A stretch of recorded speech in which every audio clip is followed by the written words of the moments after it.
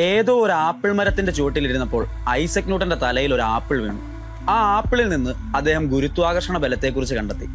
ഒരു മിത്ത് പോലെ പ്രചരിച്ച വർഷങ്ങൾ പഴക്കമുള്ള നമ്മളെല്ലാം കേട്ടു തഴമ്പിച്ച ഒരു കഥ സത്യമാണോ അത്? സർ ഐസക് ന്യൂട്ടനെ ഗുരുത്വാകർഷണ ബലത്തിലേക്ക് നയിച്ച രസമുള്ള ആ ശാസ്ത്രകഥ നമുക്കൊന്ന് നോക്കാം. മനുഷ്യർ ഉണ്ടായ കാലം മുതൽ അവരെ ഏറ്റവും കൂടുതൽ ചിന്തിപ്പിച്ച, അതിശയിപ്പിച്ച ഒന്നാണ് ആകാശം. സൂര്യനും ചന്ദ്രനും നക്ഷത്രങ്ങളും ഗ്രഹങ്ങളുമെല്ലാം എങ്ങനെ നമ്മുടെ തലയ്ക്ക് മീതെ നിന്ന് തിളങ്ങുന്നു എന്നത് ഒരിക്കലെങ്കിലും ചിന്തിച്ചു നോക്കാത്ത മനുഷ്യരുണ്ടാകില്ല. അങ്ങ് ഗ്രീസിലും എന്തിന് ഇങ്ങ് കൊച്ചു കേരളത്തിലും വരെ ആകാശം നിരീക്ഷിച്ച് എന്തെല്ലാം കണ്ടെത്തലുകൾ ഓരോ കാലത്തും നടത്തിയിരുന്നു. ഗ്രഹചലനങ്ങളെക്കുറിച്ച് രേഖപ്പെടുത്തപ്പെട്ട ഏറ്റവും ആദ്യത്തെ മാതൃക ഏതാണ്ട് 2000 വർഷങ്ങൾക്ക് മുമ്പ് ടോളമി അവതരിപ്പിച്ച ഭൗമ കേന്ദ്ര സിദ്ധാന്തം അഥവാ ജിയോസെൻട്രിക് മോഡലാണ്. ഇതിൽ സൂര്യനും നക്ഷത്രങ്ങളും മറ്റെല്ലാ ഗ്രഹങ്ങളും ഉൾപ്പെടുന്ന ആകാശഗോളങ്ങൾ ഭൂമിക്ക് ചുറ്റും പരിക്രമണം ചെയ്യുന്നതായാണ് വിശദീകരിക്കുന്നത്. അൽമജസ്റ്റ് എന്ന ഗ്രന്ഥത്തിലൂടെ ടോളമി പറഞ്ഞ ഈ സിദ്ധാന്തം നൂറ്റാണ്ടുകളോളം ശരിയാണ് എന്ന് ലോകം വിശ്വസിച്ചു. 16-ാം നൂറ്റാണ്ടിന്റെ മധ്യത്തോടെ പോളിഷ് സന്യാസിയായിരുന്ന നിക്കോളാസ് കോപ്പർനിക്കസ് ടോളമിയുടെ സിദ്ധാന്തം തെറ്റാണ് എന്ന് വെളിപ്പെടുത്തി. അദ്ദേഹത്തിന്റെ സൗരകേന്ദ്ര സിദ്ധാന്തം അഥവാ ഹീലിയോസെൻട്രിക് മോഡൽ നിശ്ചലമായതും കേന്ദ്രത്തിൽ സ്ഥിതി ചെയ്യുന്നതുമായ സൂര്യന് ചുറ്റും നക്ഷത്രങ്ങൾ വൃത്തപാതയിലൂടെ സഞ്ചരിക്കുന്നു എന്ന് വിശദമാക്കി. ഈ സിദ്ധാന്തം പക്ഷേ അന്നത്തെ ക്രിസ്തീയ സഭയുടെ വിശ്വാസങ്ങൾക്ക് നിരക്കുന്നതായിരുന്നില്ല. ഭൂമിയാണ് പ്രപഞ്ച കേന്ദ്രമെന്ന അരിസ്റ്റോട്ടിലിയൻ സങ്കല്പങ്ങളും ടോളമിയുടെ ഭൗമകേന്ദ്ര സിദ്ധാന്തവുമായിരുന്നു റോമിലെ സഭാ നേതൃത്വം അംഗീകരിച്ചിരുന്നത്.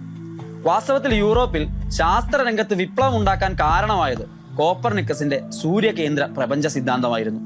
എന്നാൽ ഈ സിദ്ധാന്തം അവതരിപ്പിച്ചതിന്റെ പേരിൽ കോപ്പർനിക്കസ് അന്നത്തെ യാഥാസ്ഥിതിക സമൂഹത്തിന്റെ ക്രൂരമായ ശിക്ഷകൾക്ക് ഇരയാകേണ്ടി വന്നു.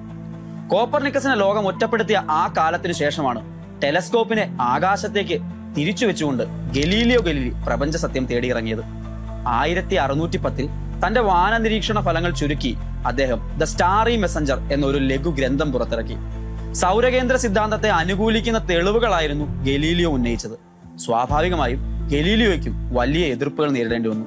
കോപ്പർനിക്കസിന്റെ സിദ്ധാന്തം മതവിശ്വാസത്തിന് വിരുദ്ധമാണ് എന്ന് പോപ്പ് പിയൂസ് 4 പ്രഖ്യാപിച്ചു.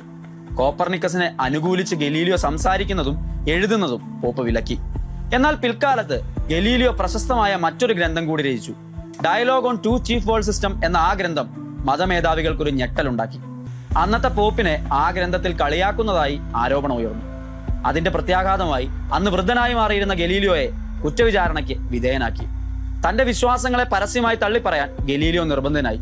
അവസാന നാളുകളിൽ ലോകം ഇന്ന് മഹാനെന്ന് വിശേഷിപ്പിക്കുന്ന ഗലീലിയോയ്ക്കും വീട്ടുതടങ്കലിൽ കഴിയേണ്ടി വന്നു എന്നതും ചരിത്ര സത്യം. ഗലീലിയോയുടെ സമകാലികനായ ഡെൻമാർക്കുകാരൻ ടൈക്കോ ബ്രാഹെ എന്ന മഹാനായ ശാസ്ത്രകാരൻ നഗ്നനേത്രങ്ങൾ കൊണ്ട് ഗ്രഹങ്ങളെ നിരീക്ഷിക്കാൻ തന്റെ ജീവിതകാലം മുഴുവൻ ചെലവഴിച്ചു. അങ്ങനെ സമാഹരിച്ച വിവരങ്ങൾ ക്രോഡീകരിച്ചു വെച്ചുകൊണ്ട് അദ്ദേഹത്തിന്റെ സഹായിയായിരുന്ന ജോനാസ് കെപ്ലർ ഇന്ന് കെപ്ലറുടെ നിയമങ്ങൾ എന്നറിയപ്പെടുന്ന 3 ഗ്രഹചലനങ്ങൾ കൂടി രൂപപ്പെടുത്തി. 1642 ഗലീലിയോ അന്തരിക്കുന്ന അതേ വർഷം ക്രിസ്മസ് ദിനത്തിൽ ഇംഗ്ലണ്ടിലെ വൂൾസ്റ്റോപ്പിൽ ഐസക് ന്യൂട്ടൻ ജനിക്കുന്നു. നൂറ്റാണ്ടുകളോളം ലോകം വിശ്വസിച്ച ടോളമിയുടെ ഭൗമകേന്ദ്ര സിദ്ധാന്തത്തെ തിരുത്തിക്കൊണ്ട് കോപ്പർനിക്കസും ഗലീലിയോയും ടൈക്കോ ബ്രായും കെപ്ലറും സമൂഹത്തിന്റെ വലിയ എതിർപ്പുകളെ നേരിട്ട് ഉണ്ടാക്കിക്കൊടുത്ത അടിത്തറയിൽ ചവിട്ടി നിന്നുകൊണ്ടാണ് ഐസക് ന്യൂട്ടൻ സാർവിക ഗുരുത്വ നിയമം അഥവാ യൂണിവേഴ്സൽ ലോ ഓഫ് ഗ്രാവിറ്റേഷൻ പ്രസ്താവിക്കുന്നത്. തലയിൽ വീണു എന്ന് പറയുന്ന ആപ്പിളല്ല, തന്റെ മുൻഗാമികൾ തെളിച്ചു കൊടുത്ത വഴിയാണ് ശരിക്കും ന്യൂട്ടനെ മഹാനാക്കുന്നത്. ശാസ്ത്രത്തിന്റെ രസമുള്ള കഥകൾ അടുത്ത തലമുറയ്ക്ക് പറഞ്ഞു കൊടുക്കുമ്പോൾ മിത്തുകൾക്കും ആപ്പിൾ തലയിൽ വീണ പോലുള്ള പാടിപ്പതിഞ്ഞ കഥകൾക്കും അപ്പുറം ചരിത്രത്തിന്റെ നാഴികക്കല്ലായി മാറിയ ശാസ്ത്രജ്ഞരുടെ സത്യമുള്ള ജീവിത കഥകൾ പറഞ്ഞു കൊടുക്കാൻ നാം ഓരോരുത്തരും ശ്രദ്ധിക്കണം. ഇന്ത്യൻ ഭരണഘടനയുടെ ആർട്ടിക്കിൾ 51A പറയുന്നുണ്ട്, ഇന്ത്യയിലെ ഒരു പൗരന്റെ ഉത്തരവാദിത്വമാണ് സയന്റിഫിക് ഇൻക്വയറിയെ പ്രോത്സാഹിപ്പിക്കുക എന്നത്. നമ്മളിവിടെ ആരംഭിക്കുന്നതും അതിനായുള്ള സത്യത്തെ തേടിയുള്ള യാത്രയാണ്. ഒരു കാര്യം കൂടി ശ്രദ്ധിച്ചോളൂ. കഴിഞ്ഞുപോയൊരു PSC പരീക്ഷയിൽ ഒരുപാട് പേര് തെറ്റിച്ച ഒരു ചോദ്യമുണ്ട്. ഗ്രഹചലന നിയമങ്ങൾ ആവിഷ്കരിച്ചത് ആരാണ് എന്ന ചോദ്യം. ശരി ഉത്തരം നിങ്ങൾ താഴെ കമന്റ് ചെയ്യൂ. ഒപ്പം വീഡിയോയെക്കുറിച്ചുള്ള അഭിപ്രായങ്ങൾ കൂടി പങ്കുവയ്ക്കൂ. നന്ദി.